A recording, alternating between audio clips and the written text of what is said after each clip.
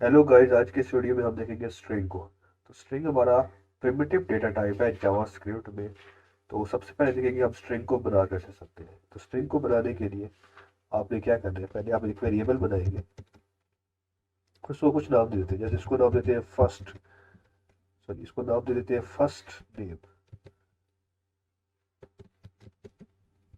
और इसमें मैं एक स्ट्रिंग वैल्यू स्टोर करवाना चाहता हूँ। तो स्ट्रिंग वैल्यू के लिए आपने क्या लगता है, सबसे पहले क्या करना है, आप सिंगल इन्वर्टेड कॉमर्स या डबल इन्वर्टेड कॉमर्स का यूज कर सकते हैं।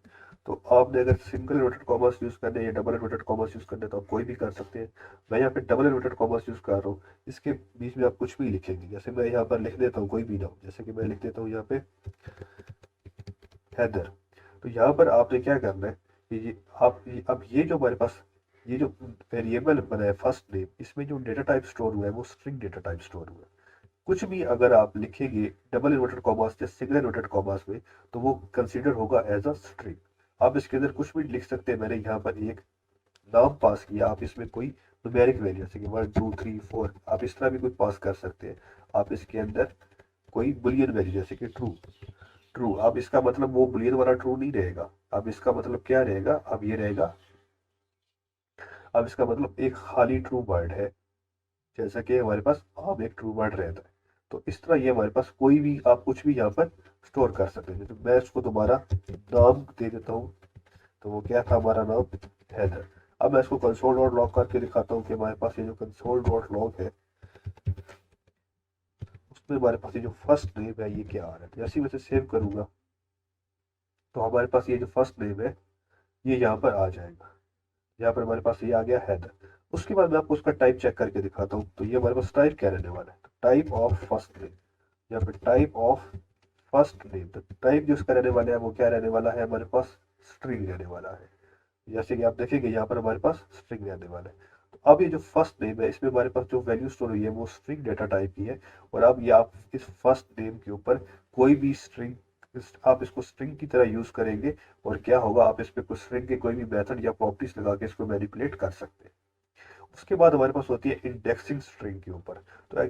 तो होता क्या है कि आप कोई भी जब नंबर बनाते हैं, कोई भी जब आप स्ट्रिंग बनाते हैं, तो वहां पर हर स्ट्रिंग में जो हर एलिमेंट होता है, जैसे कि यहाँ पर हमारे पास पहला जो एलिमेंट है वो एच है, फिर दूसरा ए है, फिर आई है, फिर डी है, फिर तो इन सबको एक एक नंबर अलॉट हो जाता है। जैसे कि यहाँ पर और जो शुरू होगा जीरो से, जैसे कि यहाँ पे जो एच है वो पहला वर्ड है, तो उसको जो नंबर अलॉट होगा वो जीरो होगा, फिर ए को वन होगा, फिर आई को टू होगा, और इसी तरह फिर आगे चलते जाएंगे। तो इन सबको एक नंबर अलॉट हो जाता है। तो उस नंबर अलॉट होने के बाद हम इनको एक्सेस कर सकते हैं। और इनको एक्सेस करना बहुत आसान हो जाता है कि अगर फॉर एग्जांपल अगर मैं यहाँ पर ये जो एच है इसको एक्सेस करना चाहूँ, तो उसको कैसे एक्सेस करूंगा। उसके लिए हमारे पास एक स्क्वायर ब्रैकेट का एक्सप्रेशन होता है, उसके बीच में आप इसका इंडेक्स डालेंगे। तो जिस नंबर पे आप इंडेक्स डालेंगे, तो जो जिस एलिमेंट का सॉरी आप इंडेक्स डालेंगे, तो वो एलिमेंट हमारे पास आ जाएगा। तो जैसे कि मैं यहाँ पे कंसोल डॉट लॉग करवाता हूँ, यहाँ पे हमारे पास जो वेरिएबल है उसका नाम है फर्स्ट नेम। फर्स्ट नेम के बाद आपने स्क्वायर ब्रैकेट्स यूज करनी है। तो ये हमारे पास एक्सप्रेशन है, इसके बीच में आपने क्या डालना है, यहाँ पर आप इसका इंडेक्स डालना है। जैसे कि मैं यहाँ पे चाहता हूँ कि मैं ये जो आई वाला इंडेक्स, आई वाला जो एलिमेंट है, इसको यहाँ पे एक्सेस करना चाहता हूँ। तो इसका इंडेक्स क्या होगा, जीरो, एच का होगा जीरो, ए का होगा वन, और आई का होगा टू। तो जैसे ही मैं यहाँ पे टू करूंगा और इसको ऐसे ही सेव करूंगा, तो आप देखिएगा कि हमारे पास यहाँ पर क्या आ जाएगा, आई आ जाएगा। तो लाइन नंबर जो 12 है उसमें हमारे पास क्या आ गया, आई आ गया, क्योंकि ये जो आई था, इसको जो नंबर अलॉट था वो था टू। इसी तरह उसके बाद अगर मैं इस आर को पकड़ना चाहूँ, तो आर के लिए हमारे पास क्या इंडेक्स रहेगा, जैसे कि एच के लिए जीरो, ए के लिए वन, आई के लिए टू, डी के लिए थ्री, ई के लिए फोर, और आर के लिए क्या रहेगा, फाइव रहेगा। जैसे मैं यहाँ पे फाइव लिखूंगा, तो हमारे पास जो आखिरी नंबर है, जो सॉरी आखिरी एलिमेंट है इस स्ट्रिंग में, वो हमारे पास क्या हो जाएगा, एक्सेस हो जाएगा। जैसे कि हमारे पास क्या रहेगा, आर रहेगा। तो इस तरह आप इंडेक्स को यूज करके, सॉरी इस स्क्वायर ब्रैकेट नोटेशन को यूज करके और इंडेक्स इसमें डालकर इस ये जो स्ट्रिंग होगा उसमें कोई भी इसका एलिमेंट एक्सेस कर सकते हैं। तो ये जो इंडेक्स अलॉट होते हैं, ये जो इंडेक्स अलॉट होता है, इनको इन एलिमेंट्स को अलॉट होते हैं, ये होते भी इसीलिए क्योंकि हमारे पास नंबर जो रहते हैं वो यूनिक रहते हैं। अगर यहाँ पे 2 दफ़ा ए आ जाता या 2 दफ़ा आई आ जाता तो उसको समझना अलग-अलग मुश्किल हो जाता मशीन के लिए। लेकिन चूंकि नंबर्स इजी रहते हैं मशीन के लिए समझना, तो वो इसलिए इसको इंडेक्स दे देता है, इसलिए इन सबको एक नंबर अलॉट कर देता है, जिसे हम इंडेक्सिंग कहते हैं। उसके बाद हमारे पास एक प्रॉपर्टी है लेंथ प्रॉपर्टी।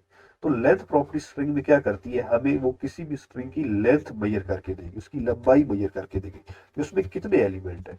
जैसे कि ये जो हमारे पास ये जो फर्स्ट नेम वाला वेरिएबल है, इसमें जो हमारे पास ये जो स्ट्रिंग है उसकी जो लेंथ है वो कितनी है। तो हम लेंथ को शुरू करेंगे 1 से काउंट करना, तो ये 1, उसके बाद ये 2, 3, 4, 5, 6। तो इसकी जो लेंथ है वो क्या है, हमारे पास है 6 है। जैसे मैं इसे सेव करूंगा तो आप देखिएगा कि हमारे पास क्या आ जाएगा, 6 आ जाएगा। यहाँ पर हमारे पास क्या लिख कर आ गया, 6 लिख कर आ गया। तो इस तरह आप लेंथ प्रॉपर्टी का यूज करके ये जो स्ट्रिंग होगा उसमें उसकी लंबाई को मालूम कर सकते हैं कि ये हमारे पास लंबाई कितनी है।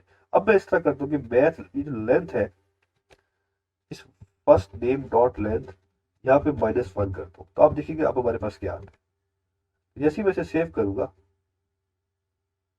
तो हमारे पास क्या आ गया, 5 आ गया। तो आपको याद होगा कि ये जो आर था ये इंडेक्स किसका था, ये हमारे पास इंडेक्स था किसका, 5 का इंडेक्स था।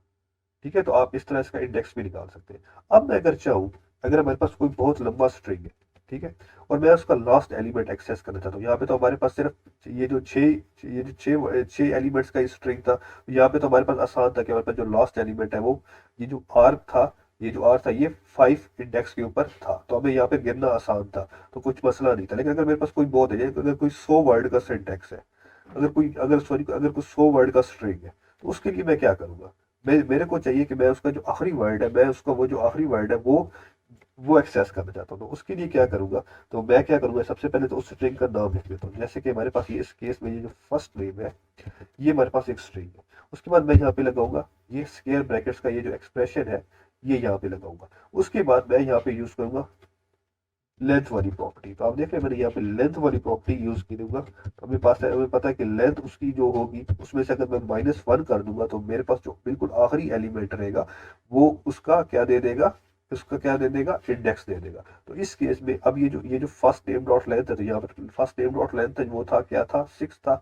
6 -1 5 हो गया। तो अब ये जो स्केप ब्रैकेट है इसमें एक्चुअली क्या स्टोर है, 5 है। तो अब जैसे ही मैं इसको सेव करूंगा तो अब हमारे पास क्या आ जाएगा, आर आ जाएगा। तो जैसे ही मैं इसे सेव करूंगा तो आप देखिएगा कि हमारे पास क्या आएगा, हमारे पास क्या आ गया, आर आ गया। तो इस तरह आप जो आखिरी वाला जो होता है एलिमेंट होता है किसी भी स्ट्रिंग में, उसको भी एक्सेस कर सकते हैं इस first name dot length property का यूज करके और इस स्क्वायर ब्रैकेट्स के एक्सप्रेशन का यूज करके। तो आज की वीडियो में इतना ही, मिलते हैं नेक्स्ट वीडियो में, तब तक के लिए अल्लाह हाफ़िज़।